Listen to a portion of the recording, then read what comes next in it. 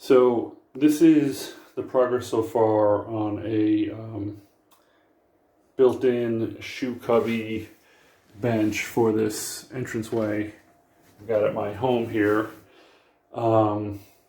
Basically, the starting point is this piece of poplar right here on top. So this is custom milled from our lumber yard. You have to get it from a lumber yard, not Home Depot. And it's got this bullnose edge, and it's basically two pieces of lumber that they are able to mill together exactly to the depth I wanted. So I had these boxes from Ikea, and I had this poplar cut to the depth of this box plus an inch. I guess the box is 15 inches and the edge of the bullnose is 16. And the idea is we're going to put shoes in these boxes. So then I built this frame for the bench top. So this is in progress. This isn't screwed in yet. I guess 100% of the construction has been done with this nail gun I just got. Ryobi. Seems pretty decent so far. It's definitely a lower end nail gun.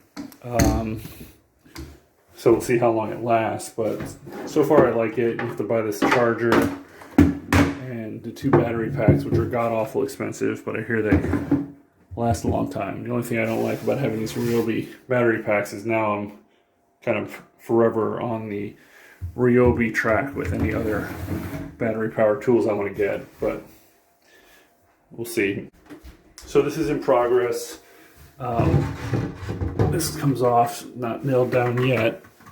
It's one decision I haven't made yet, is if I'm going to nail it from the top or somehow attach it from the bottom so you don't see nail holes, but haven't decided yet on that one. So yeah, pretty simple construction.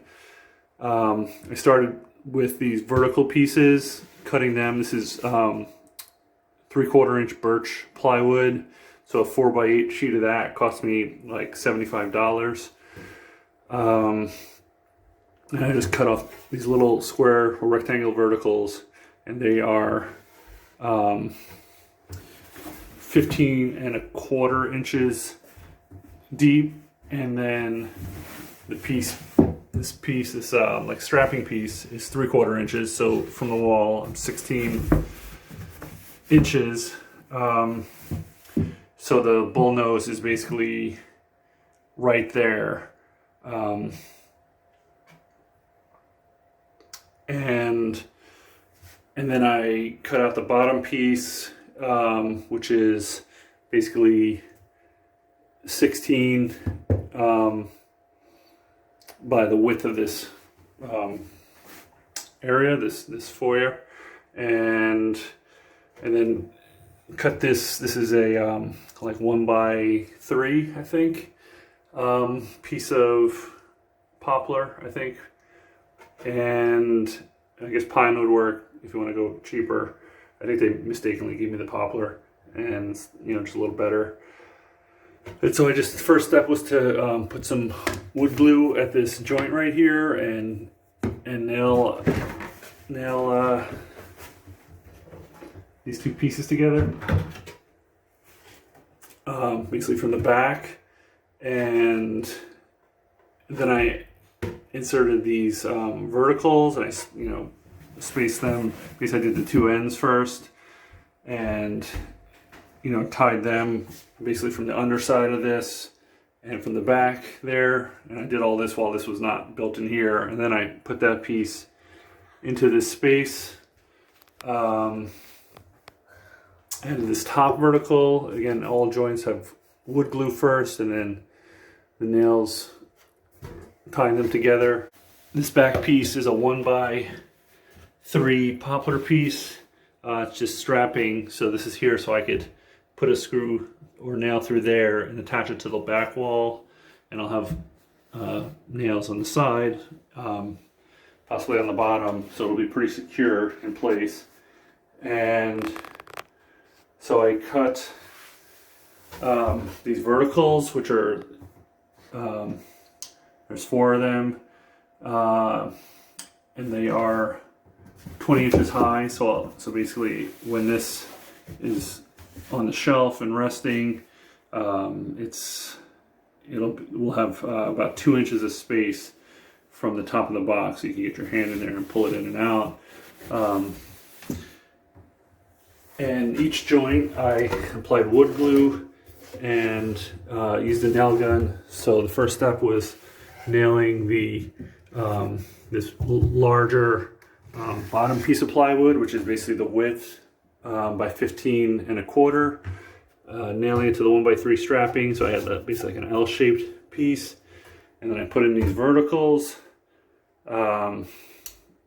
and just wood gluing all joints. So I started off basically with the corners, and framing square like this is really handy to make everything square as you're putting these together. Square this up.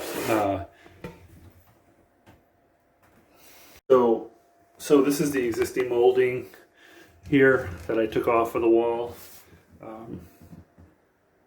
on the 3 sides, and what's going to happen is I'm going to put blocking here and make like a shelf here. So this will be a little sleeper space, and put the molding on top of it so that these boxes rest exactly on the basically are on the same level as the molding, and they'll be resting on this shelf here. Basically, it's built into these boxes, and there'll be about 2 inches of space to pull these boxes out.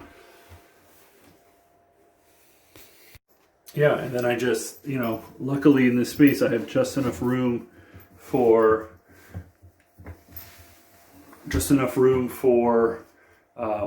of these boxes with the 3/4 inch plywood spacers. So these are in there pretty tight. It's really just kind of like meant to be here. And so I spaced these verticals out equidistantly and installed them, put the top piece in to firm it up, and all the nail holes are from the back here, and there's nail holes underneath here.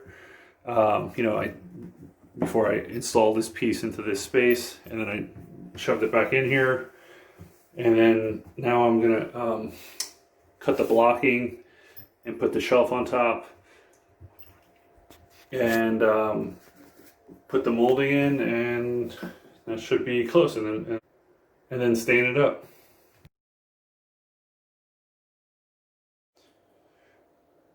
Okay, made a little more progress, and here's the update. So let's see. Basically was able to put in the blocking here, as you can see, and just tied these to the sides using these shorter nail gun nails. So these are 1.5 inches. So to compare, here are the 2-inch ones that I basically put most of the bench together with, and these are the 1.5 inches. So basically they're not gonna drive through completely to the other side of the wood, which maybe isn't that big of a deal if you have a block on the other side. But I also used the 1.5 inches to tie. As you can see here, it's kind of a bad shot, but I did about like an angle driving of the nail into the top of the bench. And so, using the shorter nail so it doesn't go through the top. And very luckily, I would say, didn't get a single one through the top. I'm not sure how deeply they're driven into the top bench, but it also has wood glue holding it down. I think it's pretty sturdy. The main thing I don't want it to do is squeak when people sit on it, and I think that's going to be okay. So anyways, you have the blocking, and next I'm going to cut a little shelf piece that's going to go there, and then these little boxes go on top of those, fit in something like that. And this molding is going to go top of there, and that's basically it. I'll get some birch iron-on tape there to finish up that exposed surface, cut surface, or these are actually the factory cut, but so they're nice and straight.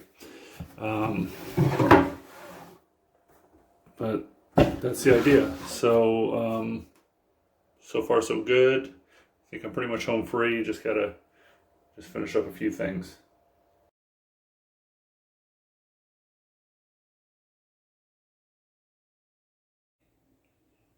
Okay, here's the finished entryway bench. You know, we've got our door here. You come in. We've got this little space that was just needed something. So this was at the request of my wife. She wanted these boxes from Ikea in here, you know, to throw the shoes in. The kids come home and things like that. Just kind of easy and quick, but still looks good. So, you know, the last part of the video, you saw the blocking was in there and these shelves went in here. So the goal is to have them flush with this molding here, which has turned out to be pretty good. You know, you could tweak it up and down once you finally get it in. Like this side I had to kind of adjust it a little bit, but wasn't too big of a deal. And then so the interesting part to mention is the edging here for the plywood. So of course this will be unfinished. This is so the key here is to use the factory cut edges facing out, because that's going to look the best. And also, so there's this birch tape. I call it birch tape, but at Home Depot it's this stuff, edge banding. And basically it just looks like a roll of tape made out of wood, and it has glue on one side, and you iron it on basically. So very easy, you know, you just stick it, and you could take a knife and you could trim the side of it carefully. Make sure you have a good blade on your knife when you do that, because you want that to be a good cut. But really simple. It took the stain really well. You know, it looks just like one solid piece of wood. So I like the way that turned out. And the other part that was a pain in the neck was using this brown caulk. I never used brown caulk before. And, you know, it's not perfect, but from far away, it looks pretty good. There was a lot of, you know, putting it on and needing a wet rag and having to wipe off the excess that's sticking to the painted side of the wall. But pretty decent. I might go back with some paint, the wall paint, and you know, make it a little bit neater. That will the thing that I need to do. Yeah, so that's pretty much the story. There's, you know, caulked these edges with white caulk when I put the molding back, and the shoe molding here. So I hope this helps you put it together. All right. See you next time.